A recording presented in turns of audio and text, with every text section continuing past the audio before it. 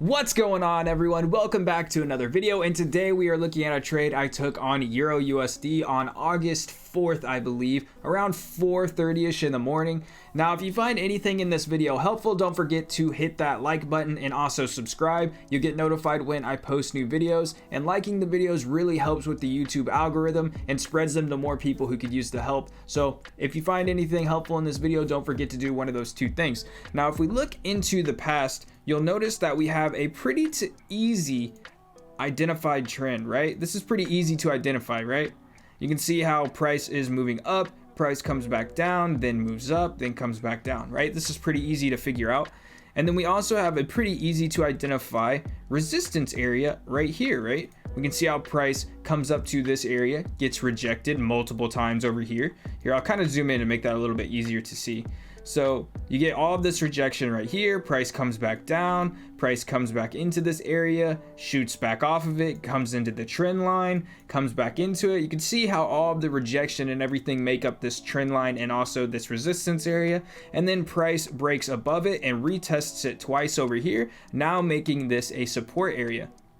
Now, once this happens, I had two options. I could either start looking for level retests as price moves up because we have already broken this resistance, so now it is a support. So that gives me a very big bias that price is going to keep moving up. So that could be one of my options. Or B, I could wait for price to come back down to this trend line as well as this large level that was created and see if price respects it. So for me, I personally just waited for price to come back to this level, but there's nothing wrong with trading levels as price trends up. But for me, this just seemed like the safer bet to see if price was going to come into that area.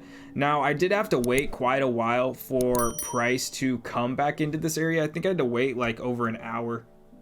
Yeah, I had to wait like an hour and 20 minutes, but the good thing about TradingView is that you can set alerts, so I didn't necessarily have to sit behind the screen and wait for that to happen. I can just right click where, let's say we want to set a alert like right here. This is pretty close to that area. We can go and add an alert right here. And then we can click create. So now when price passes beneath this or just goes around it anywhere close or through it, it's going to send you an alert, and you can get that sent to your text messages or your email. It'll play a sound on your computer, you know, the whole works, so you don't miss your trades. And this really helps me cut down with having to sit behind the charts when I'm waiting for price to come back to a certain area. So once price does come back to this area, you can see that we're pretty much hitting the trend line as well as hitting that support level that was once a resistance. And you can see that we have a reversal pattern right here with this candle, this one, and this one. So if I mark that off just to make it a little bit easier to see, this is a reversal pattern right here. So as soon as I saw that, that was my third confirmation telling me it was okay to take my trade, because when you're looking for trades, you need at least 3 confirmations before you enter, right? So the trend line being respected is 1. That support level that was once resistance being respected is now 2. And then we have a reversal pattern confirming with price action that price now wants to go up and that sellers are no longer in control. So that is our third confirmation. So as soon as this candle closed, I went ahead and took my trade for 10 minutes. And you can see how price just continued to go up for probably the next hour or so. So pretty simple trade.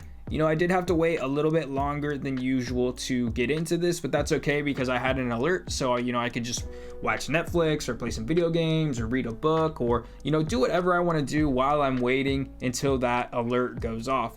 But you guys can see how easy this trade was to find. We just had a trend line, support and resistance, and then we just waited to see what price did when it came back into that area, and we got a reversal pattern. So those were all the confirmations that we needed to take this trade. So if you guys have any questions, leave a comment below and I'll be more than happy to help you out and explain anything in this video you didn't quite understand. And once again, if you found anything helpful, you know, don't forget to smash that like button or subscribe so you get notified when I make new videos, and also helps with the YouTube algorithm and spreads my videos to more people who could use the help. So with that being said, I will see you guys in the next video.